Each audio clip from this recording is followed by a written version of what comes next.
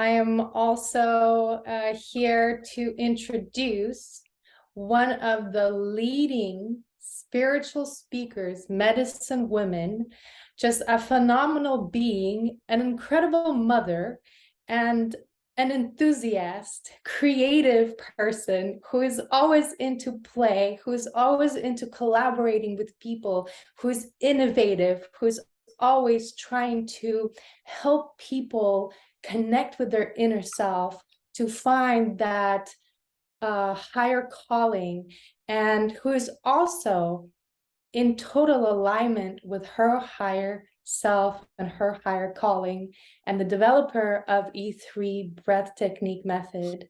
So without further ado, here you go. Let's welcome Michelle Alva.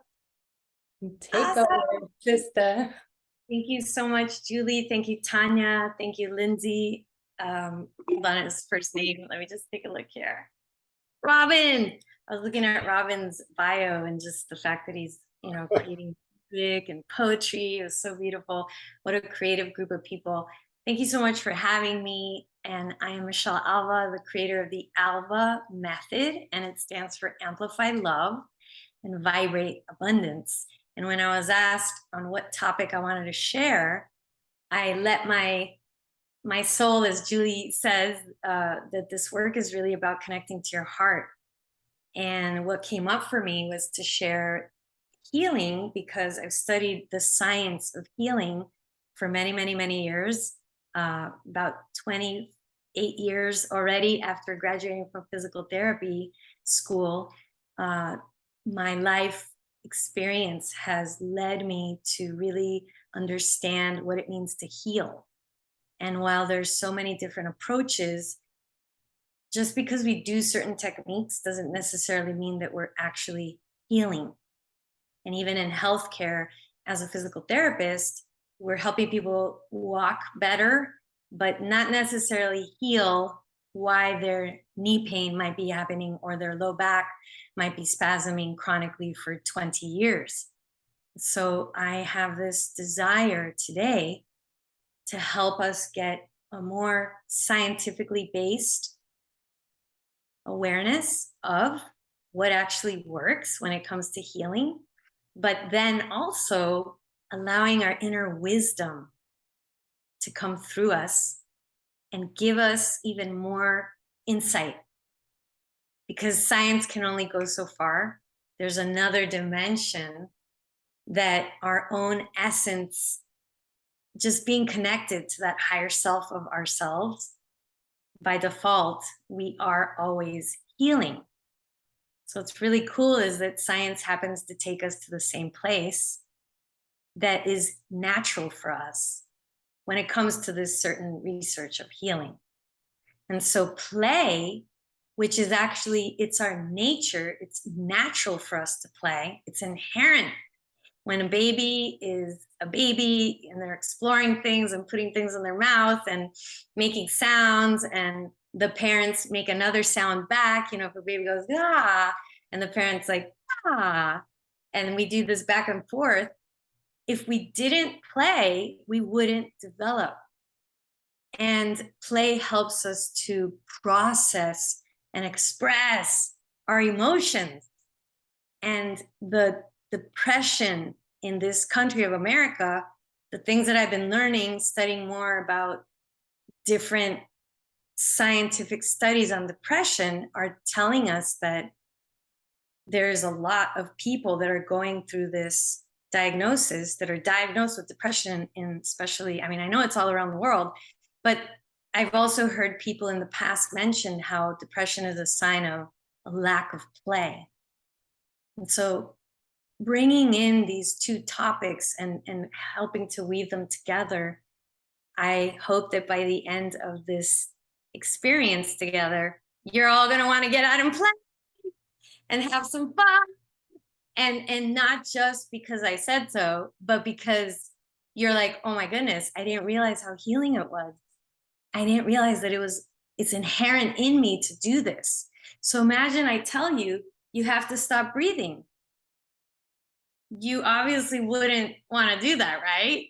And yet the way that we are our systems are built, in how we live, play has been taken away from children in many, many, many different schools in many countries. So there's this lack of awareness of how important play is for our ability to continue to exist, basically. So if babies didn't play, if children didn't play, we would not develop. We wouldn't be able to learn great critical thinking skills. We wouldn't really be able to excel in team building, relating back and forth, problem solving. We would stagnate our creativity if we couldn't play. So we really couldn't be who we are meant to be if we couldn't breathe and if we couldn't play. So hopefully we can put those two in the same level of importance, which as a whole collective, I feel we have not. And by the same token, healing is something that many of us struggle with. Emotional healing, processing emotions, being able to grow from an experience, because we don't heal. We're frozen, we're stuck, we're numbed out, we're checked out. And so play gives us a doorway back in to connect to our essence, to connect to our nature. And our nature is to heal. Our nature is to breathe. Our nature is to play. And with that, we're going to shift now our lenses and take a moment to go within. And so I invite everybody to close their eyes and lean back in your chair. And we're going to put on a new lens, which is the play explorer within us. I'm going to start this experience for everyone without me talking about myself and getting you up in your head. We're going to get into the body and we're going to experience ourselves. And later on, I'll share more about myself. And if you want to be in touch and, do things in the future. But for now, we are going to go into our past. And we're going to put on a pair of glasses that help us to see our childhood and our own relationship to play from our childhood, so that everything that I say today has meaning for you. And that'll help you understand much more the significance of play in your adult life. And so if you're up for that, just type a little yes in the chat if you're excited about play, if you like my glasses. And what I'm going to do is facilitate this beautiful experience connecting to our inner child, because many of us are yearning and thirsty to play more, and we don't even know it. And so just because you become an adult does not mean that you can't play anymore. Play is so healing, and it helps us to connect to the present moment. It helps us to know ourselves in a deeper level, to have more intimacy with ourselves. And we get to let go of the roles that we play. Many of us think we're just a mom, or we're just a student, or we're supposed to be the daughter and have this role that is so heavy sometimes on ourselves. And so when we play, there's a suspension of reality. You could be a princess. You could be a king. You could wear many different hats. You can be on top of Mount Everest and feel powerful. So play gives us this opportunity to feel different ways of perceiving ourselves. And if you've had trauma, sometimes we only perceive ourselves as wounded. So play helps us to go into another realm where we could open up to heal and process whatever woundedness we're having. The beautiful thing about play is that we're motivated to do it, just like you're motivated right now, right? And there's no hierarchy when we're playing. We're all equal.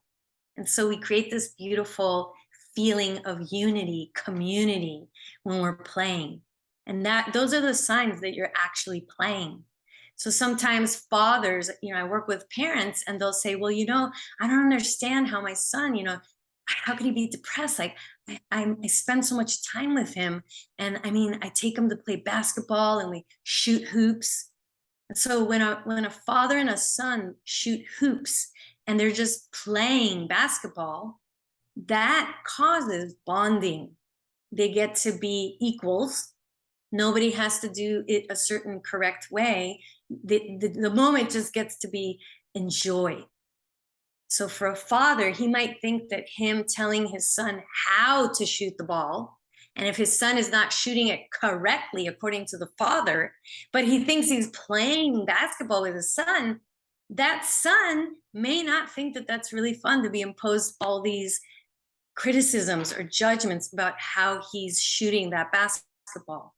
And so this is something why it helps us to know the characteristics of play, because then you can understand if you're really playing or not. So just looking at somebody with a ball does not mean they're playing necessarily if there's a lot of pressure of how they're playing. So it's not about the outcome when we're playing, when we're truly playing. It's just about being in the present moment, having fun, and you do it for the pure joy of having that experience. But how many of us do that in our lives, right? How many of us only do things because we have an expectation of what it's supposed to be? And we focus on how it's supposed to be, as opposed to just letting ourselves be free and enjoying that experience. And this is where I also love that I'm a Tantra practitioner, because I teach about these principles of being curious in Tantra, which is also an aspect of play, and just feeling the pure joy of the experience. So when you're playing, there's no right or wrong, good or bad, unless you're hurting someone, of course. It's really just about having the experience and enjoying yourself. And so play teaches us how to experience pleasure for the pure joy of just experiencing. And it's creating this connection between us, which is inherent in all of us to connect and to be imaginative and creative and expressive. And because of all that, we start to feel these emotions. So play by default helps us to process. It helps us to get more in our bodies, and it causes our bodies to move depending on what the activity is. So it's a great way to embody. It's a great way to inhabit yourself.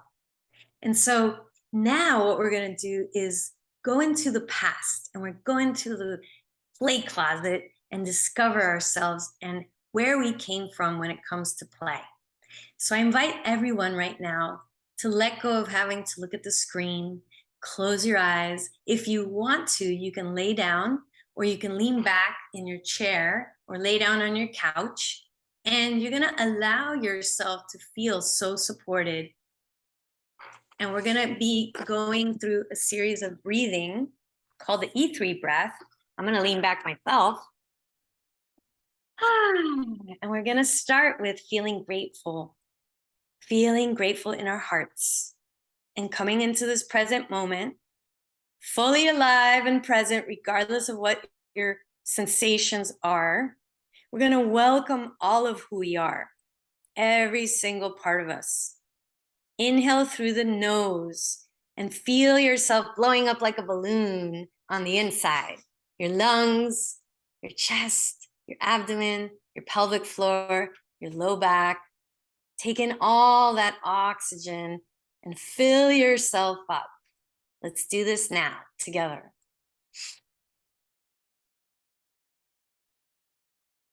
Exhale, open your mouth, make a funny sound. Ah! Have no expectations of what it's supposed to be, and it doesn't have to sound like my sounds. Inhale through the nose. Ah. Have fun with it. We're going to create 2 more different exhalations.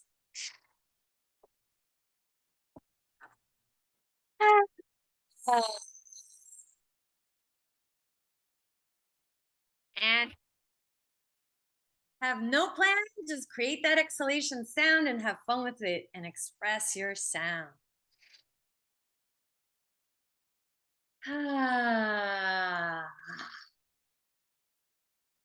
Lean back and allow yourself to rest.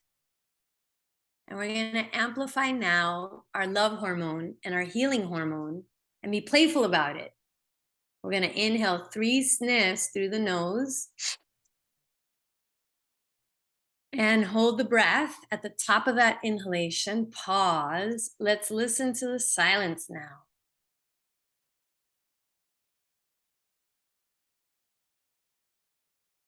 Exhale. Ah. Inhale, inhale, inhale. And when you go into that pause, notice the sound of the pause. Silence.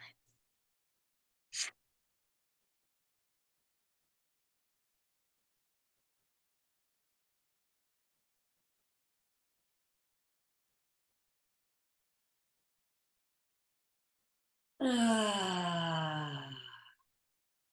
This is called E3 breath. It stands for extension, expansion, elongation. Let's do this one more time. And this time I invite you to spread your arms and legs, spread your head away from your neck and shoulders, and imagine you're a 5-pointed star. You are. 2 more sniffs. You're amping up even more, expanding even more, taking in even more of your beautiful, creative, playful self. And then exhale. Ah. Say, I'm a 5-pointed star. Yes, you are. Inhale, inhale, inhale, inhale, inhale. Expand, expand, expand. Energize, energize. Feel, feel, feel. And remember, there's no right or wrong because we're playing 5-pointed star breath. Your whole body is a part of this breathing exercise, and it's simply meant to take up your space. Ah, and then just lean back. Lean back and close your eyes, and you're going to go back in time and allow my voice to guide you back to your childhood, back to when you were so young that all you knew was play. Inhale deeply, keep your eyes closed. Ah. And ask yourself, the little young you, did you get enough play as a child?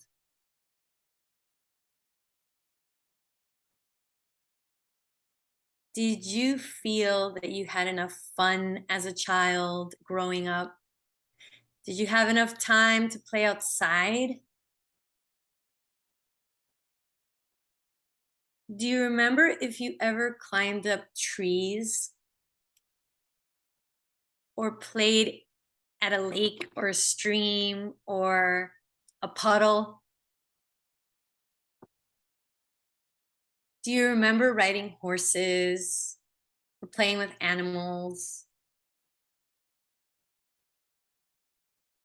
When you think about the word play and your childhood, what memories come up for you? Positive, uplifting experiences? Or did you feel as though you didn't have enough time to play? Did you always have to do your homework? And did you feel that your parents were afraid of you going to play outside? Or did your mom ever say, be careful, you're going to get hurt? Or were you free to play and explore and be curious? Or were you not allowed to play, maybe because you were a girl and you had to stay clean and you couldn't go play with the boys? Taking a moment to reflect with your eyes closed, leaning back. What is my relationship to play? And how has that impacted my adult life? Was it a priority in my early childhood? Did I know how important it was? Did my family support my development through play? Did I feel safe and supported? Did I feel loved unconditionally? Did I feel safe enough to express myself freely? These are some of the requirements for play. And for us to be able to learn and create, it is really helpful for us to feel safe and supported and loved and nurtured. If we do not feel safe, our creativity is dampened. And we're just noticing what emotions are coming up, what memories. There's no right or wrong. Feel grateful that you're here and know that it is a safe space for you to be exploring your past, your present, and play. And healing is feeling. Whatever arises, know that your body's listening and your body is so wise. And it is a wonderful opportunity to process, to embrace, to accept, and to flow our emotions in this class, because that is healing. Lean back even more now and allow yourself to feel that the support surface are the hands of our Creator. And remember that we are all one and created by the same Creator, universe, nature, whatever you want to call, whatever that word is for you. We all come from similar, we're all created similarly, right? The animals, nature, we're breathing oxygen from all the trees, everything that's green. Let's take this moment to pause and feel that higher connection that we have to all living beings, all living things. And as we breathe in the oxygen, we're going to do a ceremonial, divine, and sacred breath, giving thanks to the trees, giving thanks to every blade of grass. Even the green algae in the ocean creates oxygen for us to breathe, the animals to breathe, the fish in the ocean. Take a deep breath in with this heightened awareness of the divinity of all the trees and all the green blades of grass. Deep breath in. Sacred ceremonial breath.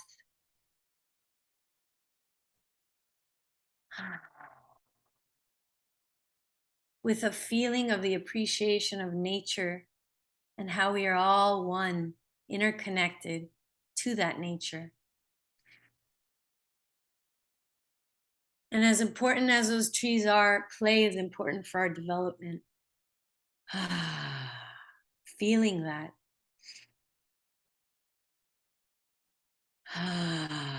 Thank you, nature. Thank you, trees.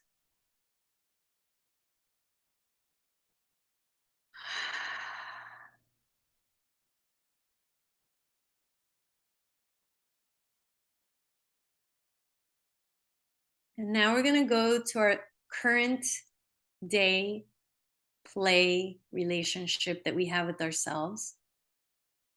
And you're going to ask yourself, what do I do for the pure joy of doing it? Where it's not about doing it for money. Nobody's telling me I have to do it. I just love going out and doing this activity that is so much fun for me. And I feel so energized and connected to myself every time I am doing this activity. How do you play today in your adult life, in your grown-up life? What are the things that you do currently that fill you up, that make your eyes bright, and that you gravitate towards, that you would do just for the pure joy that it brings you? The inherent motivation is there. What are the things that you just can't wait to get to, that there's this natural drive that just pulls you to accomplish it? How do I play today as an adult? And do I make it a priority? And what are the things that I naturally gravitate towards, that I really enjoy? And we're going to ask ourselves, would I like to play even more? Would that benefit me now as an adult? And we're going to ask our inner child, our little child within ourselves, how can I love you more? How can I support you more? And take this moment to counsel with the wisdom inside you. Inhaling for 5. Exhaling for 5 seconds. We're going into heart coherence now. they did these studies in heart math, and they found that when we inhale for 5, exhale for 5, it brings us into this beautiful coherence with our heart, these patterns of the heart, the electricity of the heart, and brings us into the state where intuition is higher, our higher knowing, our connection to all that is, that we're all interconnected. This is inherent to us to be interconnected. So as we inhale for 5, exhale for 5, and get even more connected, how can I love more my inner child? How can I connect more to my inner child and allow that wisdom to come through?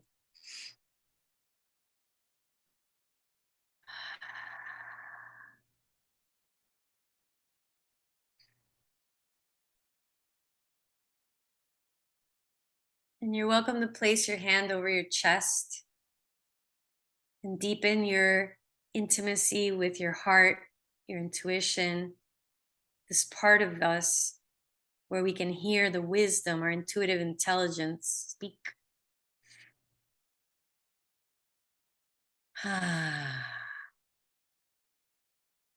Feeling the heart, feeling the breath, feeling what your inner child would like you to hear. We all have this ability to access our innate wisdom, our intuition, our higher knowing.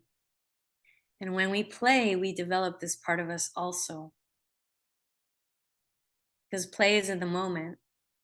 And when we are in the moment, we're able to hear that quiet whisper of our intuition.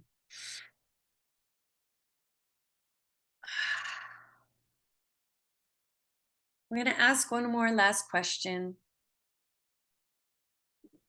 Is there anything else, higher wisdom, inner child, wise voice inside, anything else that you'd like me to know related to healing or related to play?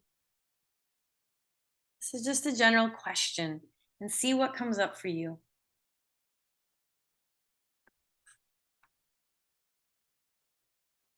And after you receive that message, take a deep breath in. Ah. And I invite you now to slowly start to move your body. Notice how you feel. Notice the wisdom that came through. And you're welcome to comment in the chat what your inner child told you, anything that came up about play. And remember that what you felt and saw is not just for you, it's for all of us. Whoever listens to this recording, all of us are one, and we all affect each other.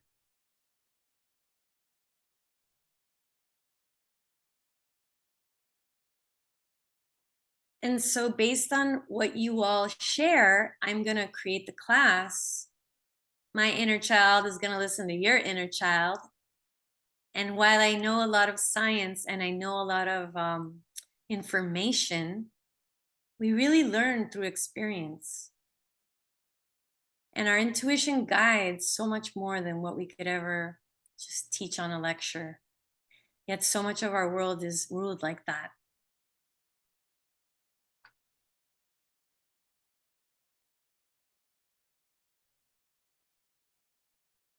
And so I'm going to start with sharing a little bit more and looking at these comments. And so if people have things that they felt they missed out on when in regards to play, if there's any questions about play or healing, you're welcome to write that on the comment. My inner child loved to dance and also play with kitchen stuff, pretending to cook, also crazy stuff. And I like playing with other kids as well. I was fortunate to play a lot as a kid, but my dad always made it competitive. Yeah, so it's cool to see, how did that affect me as an adult? Am I competitive about myself? Am I having a hard time just enjoying myself? I feel like a lot of my clients are overachievers, and they learn through the tantra work that I teach, or just the playfulness of belly dance, or we sing a lot in the sessions, the sound healing. It gives people permission to let go of all the rules, and they can just be free to explore. And then they sometimes it brings up emotions, and they start to cry, and they say, wow, I can't remember the last time I laughed so much naturally, without like it just came out of me. And so now as an adult, somebody wrote, I love dancing, playing music. I have to get out of my head. My didn't dad didn't like my playing. I couldn't have friends round to my house. I remember my mom, she covered the couch with plastic. And so our beautiful couch was covered in plastic. Yes, my family's Latino. And I always thought that was kind of strange. And like if you sat too long, your legs would sweat underneath with the plastic. Oh, because she didn't like the air conditioning on too. But so it kind of like so I would be outside all the time climbing trees. That was me in California. If you were looking for me, I was up on the tree. We had a little area there that we made up our own world up above. It was so awesome. I couldn't bring friends around to my house. So it's super interesting because we can reflect on today as an adult. How do I feel my background as a child playing impacted my current, my right now, my current state? So someone's inner child gave them wisdom, let go of worries and feel the innocence in everything you do. You are innocent. That's beautiful wisdom. Thank you for sharing. Awesome. Okay, so what I'm going to do now, and thank you so much for sharing, everyone. Sharing is caring. I'm going to talk a little bit about what it means to play.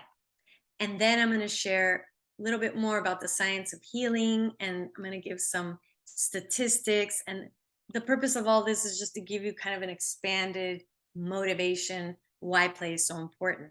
And so I have a background as a pelvic pelvic floor physical therapist, but also pediatric physical therapist. And after I graduated physical therapy school, I was very kind of bored with physical therapy after 5 years or 5 or 6 years of training. And I was kind of just, because a lot of people were in so much chronic pain that I felt like all they really wanted was somebody to listen to them. And the physical therapy part of it wasn't that fun for me until my very last class, which was pediatric physical therapy. And I had so much fun working with the kids. And so I was blessed that my professor also had a private practice in physical therapy. And she was one of the top physical therapists in the country. And she wound up hiring me to work with her. And she trained me. I would take like 5 physical therapy pediatric courses a year. I felt like all I did was work and learn, work and learn, because and then practice yoga too. That was my play. That was my way of coping with everything. But I felt as though, oh my God, I just graduated physical therapy school, and I didn't do those 3 years of working in a hospital and then doing pediatrics. I went right into pediatrics, and I learned so much about play. Because think about it, guys, if you're going to work with children as a pediatric physical therapist, you better learn how to play. And so we were learning about how the development of a child and how their play skills develop over time, depending on their month, 1 month, 2 month, 3 months, and what kinds of different things do they do, and how important it is for tummy time, to let them be on the floor and explore and crawl. And we've created all these contraptions to put children in little cages, but in reality, we didn't have that in the jungle. We didn't have that in the tribes. They were just going around everywhere and playing and running wild and free. And it's really interesting how that all plays into adulthood. And so play is very important for our development. And sometimes people say, well, I'm not sure if I'm playing or not, or is this play? And so if you have an intrinsic motivation to play, if you're feeling that gravitational pull to do an activity, that's one of the characteristics that you're playing. And this is really great because it helps us to regulate our dopamine. That's the motivation hormone, and oxytocin. So by default, if you're playing, that assumption can be made that you are safe and that you are supported and you feel comfortable in that environment. Or else think about it. If you're not feeling safe, you're not going to want to start playing basketball. You're not going to want to start babbling back and forth with your baby if you're feeling that you're being threatened. So this is one of the signs that a child feels safe, is that he's able to play and interact and feel free enough to also just explore. And so the other aspect of it is that there's a suspension of reality. So you could be a king, you could be a queen, you could be a race car driver, you could climb Mount Everest, you can take on these different roles. And I think about actors and actresses and how they take on these roles and how it makes them feel different, and it changes their neurochemistry and it helps them be more imaginative. And so, by the same token, play is such a powerful medicine, because can you imagine, some of us, we struggle with confidence or we'll struggle overcoming a challenge.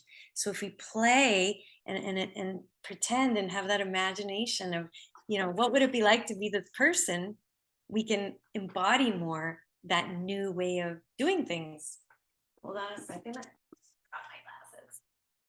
And then another aspect of play is that you have an internal locus of control. You're in charge. You get to control what you're doing in that activity. No one is telling you how to do it.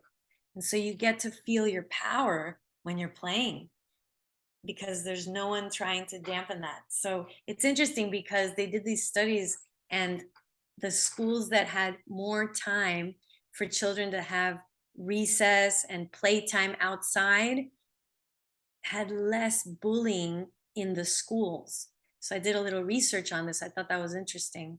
So actually promoting children to play more, going outside, helps to reduce bullying. So I wonder how much of bullies are just frustrated because they're not playing enough. Something else that I thought was really interesting was that playing encourages the development of your brain, and it also releases certain factors in the brain that are associated with cell growth, learning, and memory. So play is really great for the brain. And it gives children different ways to explore creatively without having boundaries, without having interference. So this whole concept of being free. Yet so many of us miss out on that. And then we wonder why we put ourselves in a cubicle, and and then we wonder why we're not feeling that inspiration of life. And so play fosters emotional and behavioral growth. It helps us to feel more independent, empowered. Because we're moving, it also helps to promote more physical fitness, and it helps us to process emotions. I remember hearing about this man, John Kahn, that said that the harder life gets, the harder you have to play, so that we can get out of our habits and get into the play zone and remember that it is our nature to play. And his son was in a car accident when he was on vacation. And he said that play helped him creating new things to free himself from the grief of the past and to let those emotions process. Being in that state of the present moment, suspending reality, helped him to be in a different place where he was creating, so that he could break out of that slumber that he was in from his son having passed away. And so play is therapy, play is healing. And we got another physical therapist in the house. That's great. Pediatric. Awesome. Afraid of playing, to be a loser, standby mode in life. Yeah, so you could never be a loser in play. You could never be a loser in play. That's competitive. What do we play? How we find our toys. So here's something really cool. I love saying, what do you gravitate towards? I don't remember who taught me that. Maybe I read in an article or saw it on a podcast. What do I gravitate towards? So how do you know what kind of toys to play with, right? Connect to your heart. This is what I recommend. Get to know yourself. Get to know how you feel and what your likes and dislikes are. For example, you could start with food.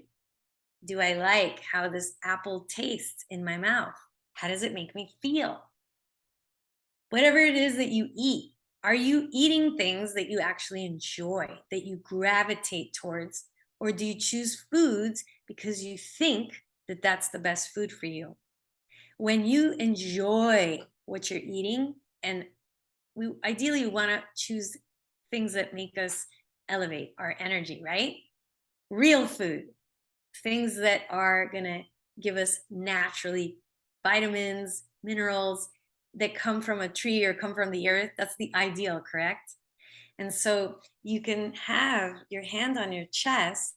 This is a way to develop more your intuition, your higher knowing connection. And what would I like to eat for lunch? What would I like to taste? What would I like to do for play? And just, it's a general question. And if you are in your heart, remember, if you feel safe, if you feel supported, and you feel loved, you're going to be able to access that higher wisdom, that intuition, and play with that. That's your play. Get to know what you enjoy, what's pleasurable for you. Remember, play is pleasurable by default. So if whatever it is activity that you think you're playing, you're doing it because you think you're supposed to play more in your life, that's not play. And so I brought my flute to the class because I wanted to share what it means to be play, and those three things that I talked about, how they come into the play activity. So when I play the flute, I could be anything. I could be playing in front of everyone at the Philharmonic, right? Or Carnegie Hall, wherever I want to be playing. I just close my eyes and I go there.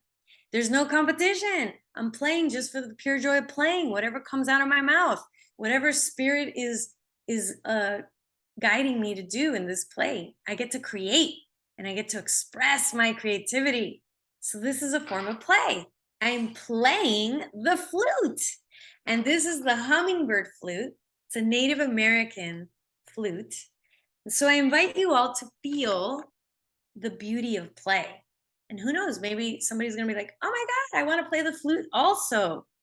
I also use colored pens and pencils while I study, and I'm 40 years old, still keeping it fun for myself. Yes. So you're using your pens because it motivates you. You gravitate towards colorful pens. And you could be anybody playing with your pens, right? And there's no right or wrong way to do it. You're just having fun. And so I'm going to play now my flute. And I wish to share with you a live experience of what it means to play. So it's okay if you don't like it. It's okay if I make a mistake. I'm going to play for the pure joy of the sound of my instrument. And so here we go. Here's play. And I'm creating an intention that I may play from a pure, loving place and just allow the song to come through me. Thank you, Spirit.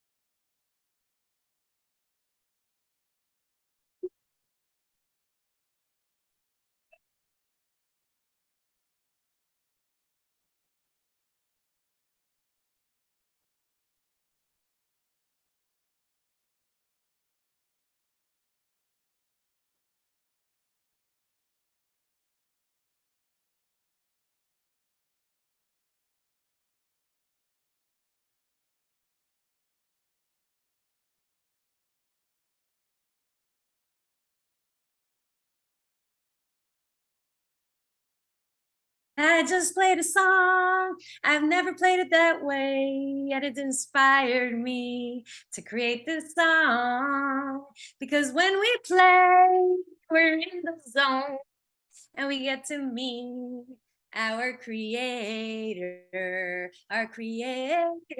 that's within us all. And it knows what to come out. There's this higher wisdom within us all. And that's what play helps us to create, is more connection inside, so we can connect from this place with each other. And that's our nature, to be one. And so play opens us up. It's an access, it's a portal to this other aspect of ourselves. It helps us to be connected to the same energy of meditation. We go into this zone where we're in the flow state. We're not criticizing ourselves. We don't judge ourselves, and we don't critique ourselves, because that means that we're in our mind. And so when we're playing, we're creating. And it's impossible to create and allow the creative force, that beautiful creative energy, to flow if you're saying, that's not the right note. And so criticism, analysis, judgment, expectations stagnate your playability, your creativity. So how do we get back? You can shake your body. Everybody shake now. We're going to take a shake break. Shake break. I'm going to shake off all the criticism, shaking off the judgment. You can shout it out loud. What do you want to shake off? What's getting in the way of your creativity flow? What's getting in the way of your play flow? And it's amazing because the same thing happens for healing. When we are judging ourselves and we're resentful, it's really hard to heal. Healing's happening anyway. But when we judge, criticize, analyze, we don't feel safe. We don't feel supported. We don't feel love. And that stagnates the flow of healing, creativity, and play. And this is how they're all so interconnected. And guess what? We can't breathe. We're choking ourselves. So they're all interconnected. And this is why we do the 5-pointed star. So we reset, open, open, open, expand, expand, expand. Take in your full expression of your beautiful self. Remember that your nature is to create. Each one of us is a beautiful creation. I wish somebody could take a picture right now of all of our arms up here. So remember, you're meant to create. That's what you do. And guess what? Nature, remember we were breathing the oxygen from nature? Nature is creating all the time, 24/7. Nature is constantly redesigning new flowers, pollinating. Nature's making love all the time and creating a new everything. And so that's why it's so important for us to create also. That's why it's so important for us to breathe with our diaphragm, so that we can process those emotions that sometimes we're holding in our gut. We're tensing up because of our thoughts, and play helps us to move all that. We hold our emotions in our body tissues. And so dancing is a wonderful way to play, where you're just putting on the music and you just go with it. You don't have to do, perfect steps. And singing too. You could just sing. And we got Julie here. She's got an amazing voice. So I'm kind of lucky that I never was a singer, because I don't know what I'm listening. Like, I just make the sound. It just comes out of me. And it's my soul that's singing. And I don't really have a filter, if you've noticed. It just comes out because I don't know it better. So I'm not in my head when I sing. It just comes out. Just like my flute, the sound, it just comes out. My flute doesn't judge, criticize, or analyze. It's so awesome. It just creates with me. And that's play. So when you say I'm playing an instrument, just because you're creating the sound doesn't actually mean you're playing. while you're playing the instrument, you see? Because you could be playing the flute, but you're in your mind tensing up, trying to make the sound come out correctly, like your teacher wants you to. So this is what's critical for us to understand. If you play the piano, if you dance, if you play an instrument, another instrument, are you really enjoying it? Are you really motivated? And are you free in expressing yourself in the moment fully? And just doing it for the pure joy of doing it, not because your parents signed you up for 6 piano lessons and you have to go do it. And so there's a different energy, there's a different quality. That one dampens our soul. It closes, it tenses up the heart. So play opens up the heart. Play causes us to expand and grow and problem solve. We get to think and be in ourselves in the way of feeling and have this beautiful connection with ourselves to that higher power, that creative life force energy of ourselves. And so I'm just going to take a look here at the comments. Improv, so fun to create. My whole life is an improv. The shake, we can't hear the flute. Oh no, but it looks like you're in the flow. You couldn't hear it? Darn. Beautiful. When we play, we are in our zone. I wonder why we can't hear the flute. Maybe I'll play the drum for you. I have a drum too. I also still, okay, we're done with that. Okay. So does everybody think you got a good handle on play? I just love to make sure that my crowd is enjoying everything. So if I ask you now, what is play? How about you put that in the comments? Because as a pediatric physical therapist, I didn't just learn about play. I also learned how to teach children how to learn. And so there's a difference with teachers where they're just teaching, talking, and actually learning about motor control theory and learning theory. And so these are the principles I'm using in this class, and you guys didn't even know it. So we're going to make sure you're learning something here. So go ahead. What is play? Doing a little pop quiz here. And I challenge you all, check in with your heart and your inner child and put one thing that you are going to do this week, this coming week, differently because you listened to this class today. And remember, everybody, Julie, Tanya, John, did I get it right this time?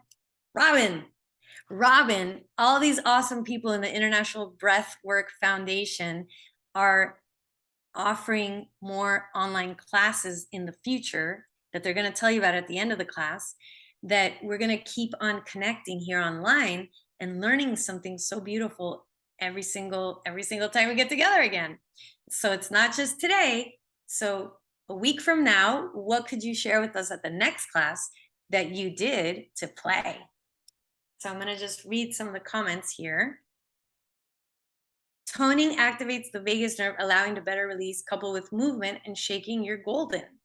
Shaking your golden. Yeah, so when we do this,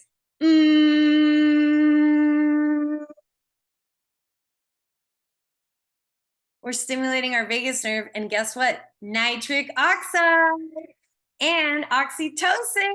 I have this video on my YouTube channel, Michelle Alva TV, where you guys could just write humming Michelle Alva, and there's this awesome video. I did the research on humming, and there's a lot of benefits to humming. This is medicine. We all have it within ourselves, so you can have so much fun with yourself. You don't even need a flute. You are the instrument. So play is being in ourself, free, safe, and intuitively connected to all of creation. Woo! Way to go, Chris. You got it. Virtual high five here. Sing more. Beautiful. I think there is symbolism in us not hearing the flute. Woo! I love it, Sean. You're deep. The importance of doing things for yourself as opposed to performing for others. Although, let me tell you, I do like to perform for others, if you know what I'm saying here. I'm going to play tomorrow and dance in Kirtan. That's awesome. Play is expressing the divine connection with everything. Oh, you rock, Robin. Play is joy. Play next, I put different music to play, and I will dance and make sounds and breathing all together. I love it. I love it. You guys are fun. We got to have a dance party. Awesome. Thank you. And Julie put my YouTube channel there. So, can we take a moment and just close our eyes and we're going to feel the energy of play? How do I feel after this hour or so together? Does my energy feel different? Does my embodied feeling of myself? Take a deep breath in. Do I feel a little freer? Do I feel a little more connected to my body, a little more spontaneous and in the moment? Deep breath in. What other wisdom is coming up for me? Ah. Deep breath in. Ah. I love what everybody shared. You all sound like you're such amazing people. Beautiful. So I'm going to talk now about healing because I think we've covered play. And then at the end of that, I'm going to weave them together. If everybody's okay with that, put yes, play is freedom. It feels lighthearted and allows for creativity. And you know what, Tanya? I love that you said that because if you think about it, everybody, play happens when we feel safe, when we feel supported, and we have love. We feel love. Then we're able to go up and also learn. So play makes us feel safe. When we're playing, we're connected to what we are. So it is very important to create an environment where we do feel safe so that then we can feel safe enough to play. And this is what I think is happening in the world is there's not enough spaces that we're creating to play. And especially if you have your TV on and the news are on, it's such a downer. I would definitely not have the TV on. I don't even have a television, got rid of that one a long time ago, I think 11 years ago. And so, yes, people ask me, Michelle, how do you stay so happy when the whole world is, killing itself? And here's the thing, folks. I took classes with Dr. Joe Dispenza, and it changed my life because he talks about how everything is a belief, and Bruce Lipton also.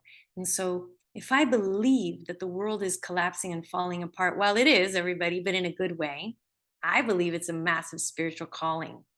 That's what I believe. It's a spiritual expansion where we have forgotten the importance of connection to that higher power that is within ourselves, the creator within us.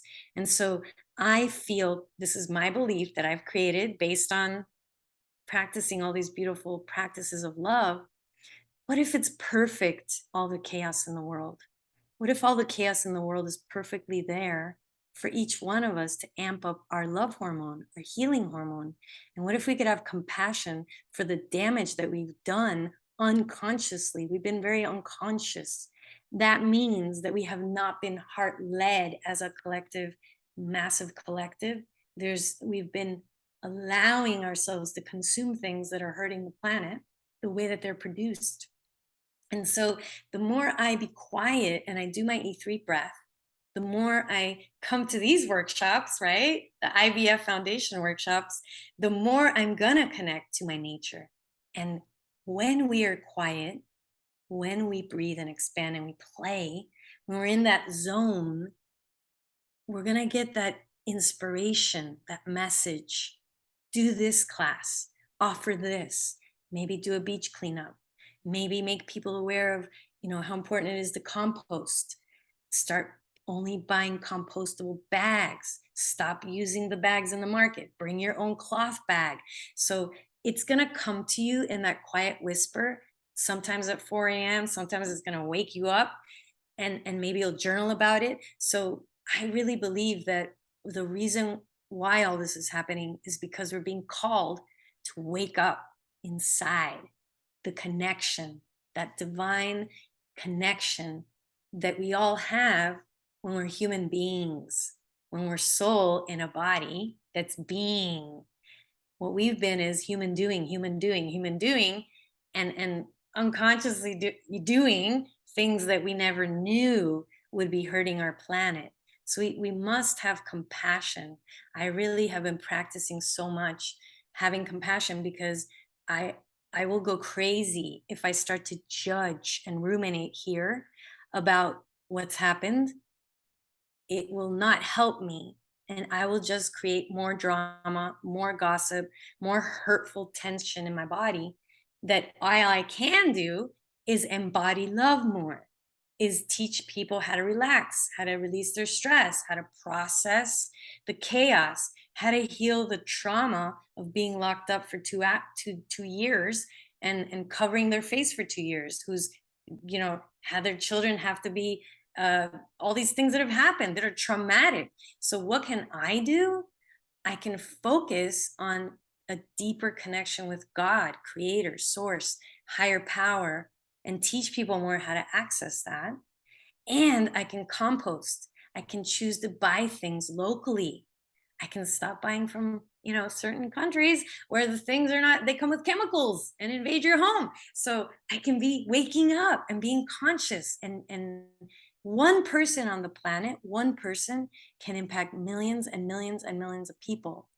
So what if I get to build confidence and start to share more and offer more things for free online? So we can contribute in a beautiful way and do it in a fun way, and maybe having more fun, having more play, giving ourselves permission. Because what I learned with Joe Dispenza, taking his classes and trainings and learning about neuroscience and the laws of creation and manifestation, is we don't get what we want, we get what we are. And how we feel is how we attract. And so if I feel that everything is terrible and I feel in lack and I feel so tensed up, I'm just going to keep attracting more of that narrative that there's no hope.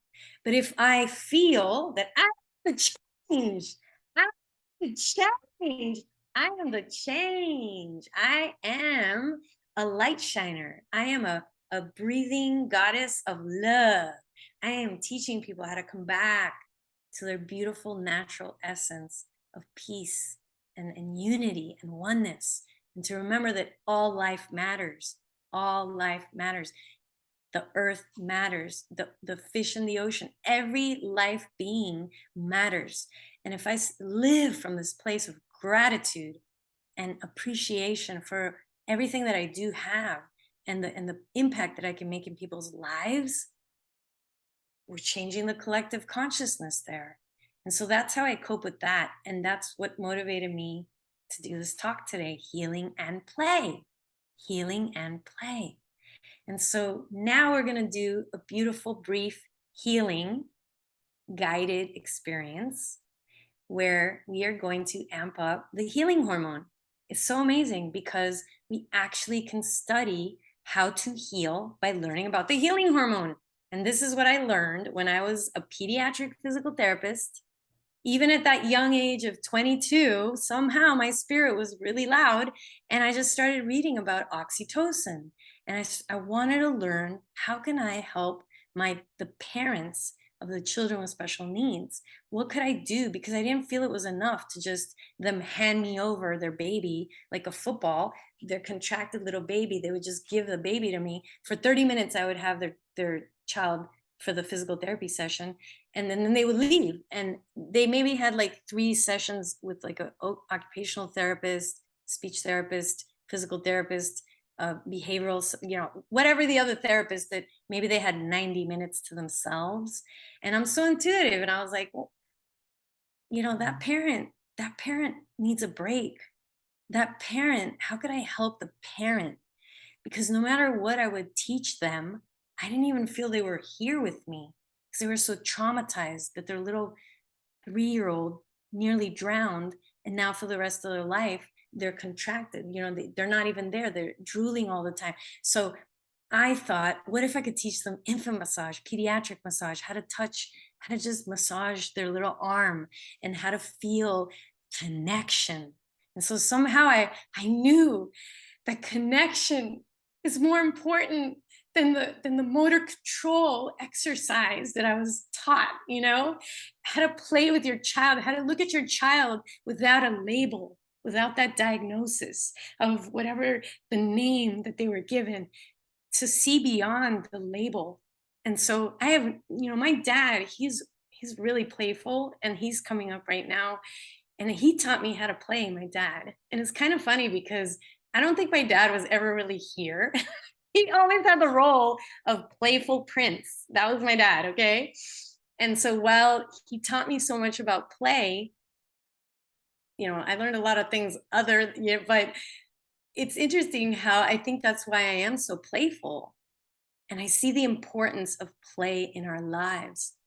And so I want to tell you, the more when I started teaching parents about massage and touch and just holding your child and looking at them, connection, and just making little sounds back and forth, silly little things, I started to see this little light go on in the children's eyes. And because a parent was wanting to play with their child, it wasn't about the head control and the exercise. It was about, I just want to interact with this human being. And so I want you all to know, while the world might be collapsing, we can all strengthen our own ability to play, experience play, have fun, have group fun, create more activities. And then what miracle could come from amping up our oxytocin, amping up the healing hormone, the love hormone? So look out, because love is medicine. And that's what brings me to oxytocin, the healing hormone. It's a really cool hormone because it's also the bonding hormone. And so the love hormone is the healing hormone, and it's also the bonding hormone. It's the connection hormone.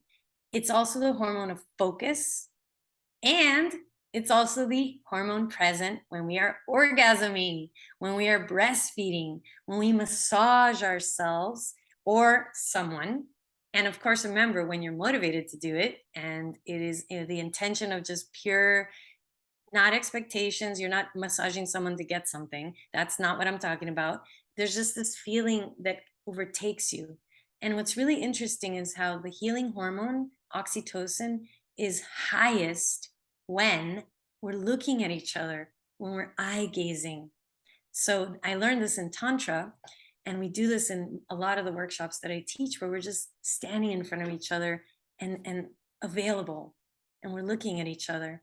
And it's so beautiful because the healing hormone is activated through connection. So when you heart hug someone, I have a video of this. If you put heart hugs, Michelle Alva TV, you will get this video. And I love the video because you can feel the love. And when you look at something, you have something called mirror neurons in your brain. So if you're looking at the video of heart hugs, you're actually going to amp up your oxytocin just watching these loving videos. And I made a new one for a workshop where I'm caressing this woman with a rose. And it's such a soft, sensual, beautiful, healing video. Someone told me they started crying when they saw it because she's never been touched like that. And so it's okay. You can touch yourself like that. You can give yourself that beautiful experience. So to heal means to become whole. And many of us have disconnected from ourselves because we didn't feel that we were enough, or we felt like something's wrong with us, or we felt rejected by our parents. And so we disconnect from whatever that is that we think is wrong with us. And as adults, some of us, we don't feel happy, we feel depressed. Some of us are like, my parents they gave me everything I could ever want. But I say, well, did you feel that they were there for you emotionally? Do you feel like your needs were met? And they're like, no, I had nobody to talk to. My parents are lawyers. They're all working all the time. So never, I never really saw them. I had a nanny. She was really mean. And so trauma happens too when you don't feel heard. You feel neglected. You feel abandoned. Even if your parents are there physically, it doesn't mean that you feel safe, supported, and unconditionally loved. And so these are the things that today, from everything that I've learned, the biggest thing I could tell everyone is feel to heal. And you can just close your eyes and see that. Feel to heal. If you forget everything else from this class, remember just this: feel to heal. Because so many of us struggle with feeling. And if you have a hard time feeling and being present, it's okay, because you becoming aware that you are not feeling is actually healing. That's the first step. Sometimes clients say, Michelle, I feel numb. I can't really focus. You keep telling me to breathe and my mind goes somewhere else. And so the awareness that you're struggling with being present is a sign of reconnection. You're actually aware of your disconnection. So hopefully people can start to be really excited about that. And even if you're numbed out and it's really hard, wherever you're at, you just want to love on it. So healing is loving on yourself just because you're choosing to reconnect. So saying something like, I choose to love the unacceptable in me. I choose to love the unacceptable in me. I choose to accept the parts of myself that I don't accept in the past. This is where neurolinguistic programming really comes in handy, where you can really shift your brainwave, shift your mindset with the words that you choose to create. And you could even wrap the healing. And so I choose to create a version of me that knows how to reconnect and knows how to embrace all the resistance. And so sometimes people get frustrated and they say to me, why is it so hard for me to listen to you and then I'd say, well, let's check in. Do you feel safe? Do you feel supported? Do you feel lovable? No, I hate myself. Okay, so the healing stuff, throw that out the window. First thing we're going to do is we're going to feel into the part of you that's angry with yourself. So this is where feel to heal. Start with that.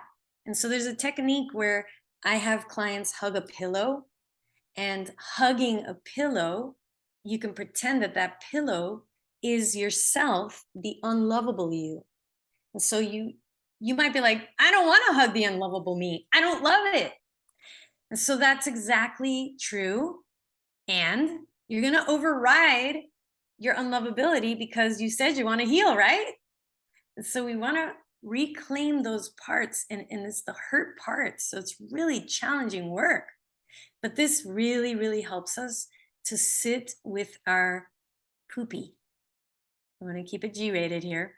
So you want to sit with those parts of yourself that are uncomfortable to sit with, because that's what a lot of us are not able to do, because there's not enough, I feel, in the world, opportunities to feel safe, to feel supported, and feel loved by someone or in an environment for you to take the time to sit with that part of you that is feeling so disconnected. There's so much shame in the world.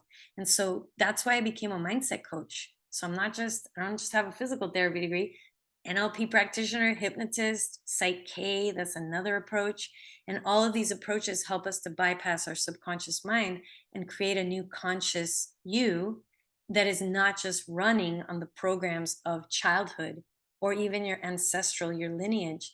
I work with people from Eastern European, like Ukraine, Russia, Romania. There's just so much sexual suppression in our world, and a lot of people with sexual trauma, just people that, I mean, I had sexual trauma, being raised Latina and Catholic and losing my virginity very young, non-consensually. So I know what it's like to be embarrassed, ashamed, and hide. And so the first thing is to shine light on it. And so this is the unlovable you. I'm just making up right now. This is, hey, unlovable me. Hello, why don't you love me? I'm sorry that you don't like me, but it hurts. It hurts so much. And so this is the part of me that I'm ashamed of. This is the me that procrastinates. This is the me that doesn't follow up on things she really wanted to, get done. And so I hug her and I sit with those emotions. Maybe it's that you attract unavailable men. Talking about myself here. That was something I struggled with massively. Not anymore, of course. But in the past, my dad leaving when I was 14, I literally thought that being with a man who's emotionally unavailable is normal, because that's what I was raised with, even though he did play a lot, my dad. But this is what I attracted. So then I would get upset with myself because the guy was either the wrong religion, he's married, he's getting over someone. There was like eight different things that just were not available.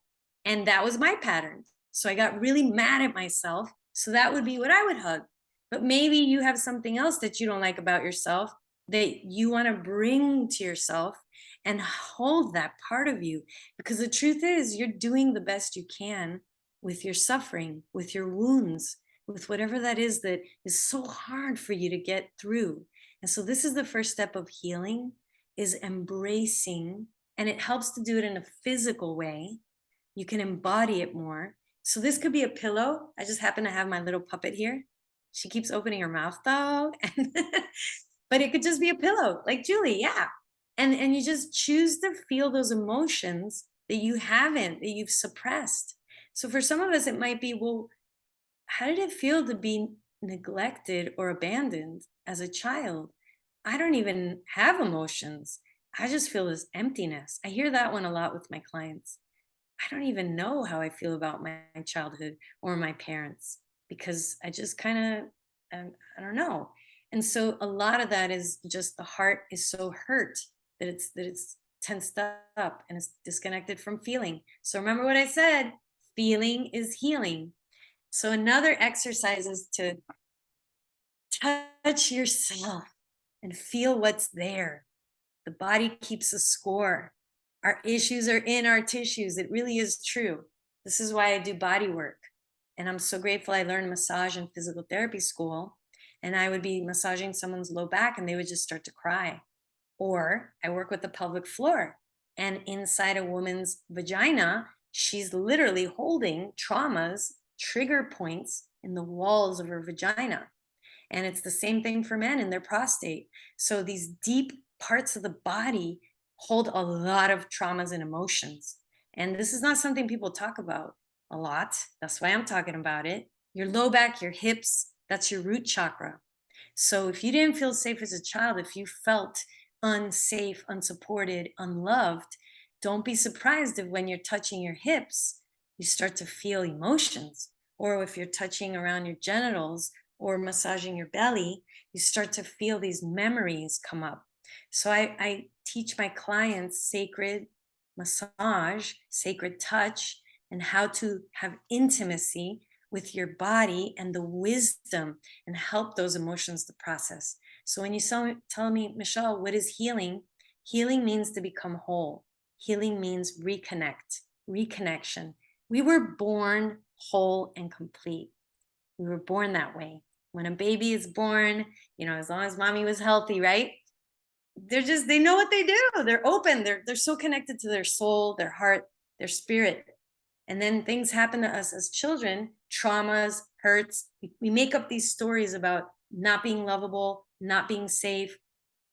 Things are happening in our culture, in our world. Our parents, they're not there. And so we create all these tension, disconnect, disassociate to survive, to be able to cope with the pain.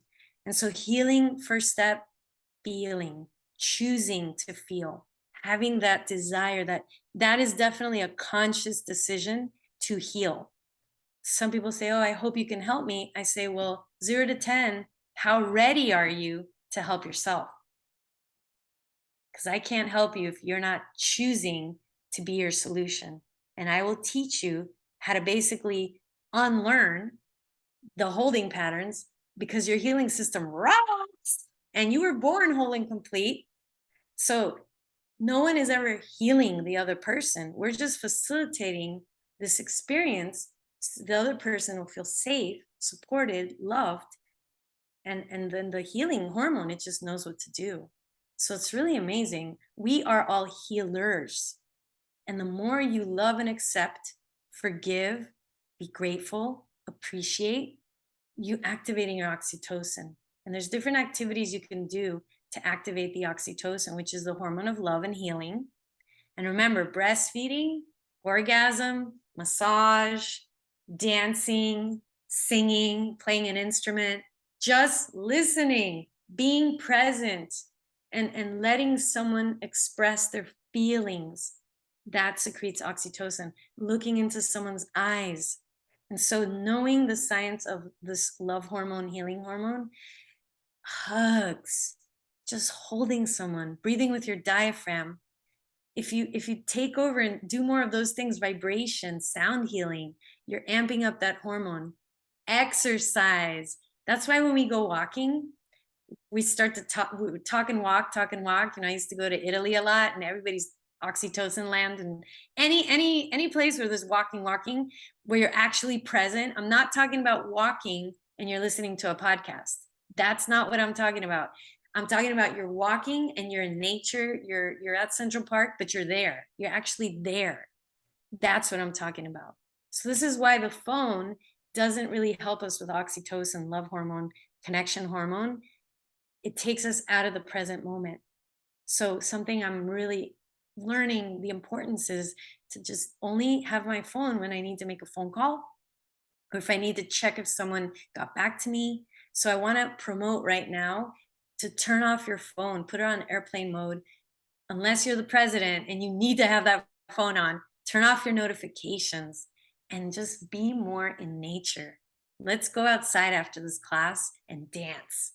And then we're going to come back into our true essence outside dancing, which that is helping us to process those emotions, heal, love, and it's playful. And so I hope you can all feel my energy here, because ultimately it is all about the feeling. Feeling is healing. And remember that the greatest gift you can give anyone is you going and doing the deeper work. When you do the deeper work of going into those deep parts, those parts that you've disconnected from, you just walking around having processed those deep wounds, you're giving everyone permission to do the same. And we all affect each other. We're all one. We're not separate. So please make sure to invest time and energy in yourself. And I have 100 meditations that I have on my YouTube channel. All of them teach you this approach in different ways for sleep, for TMJ, tension, sexual trauma. And so reach out also if you want to learn more how to work with me. I work over the phone through Zoom, and I do a lot of group classes, and I'll definitely be sharing more in this beautiful community, the International Breathwork Foundation. And so thank you so much for having me. I look forward to seeing you all together with me at Julie's class, Tanya's class. And I know you guys are definitely doing something. I think Robin is too, right? So I'm going to turn it over to you guys. And thank you so much for having me. Lots of love to you all.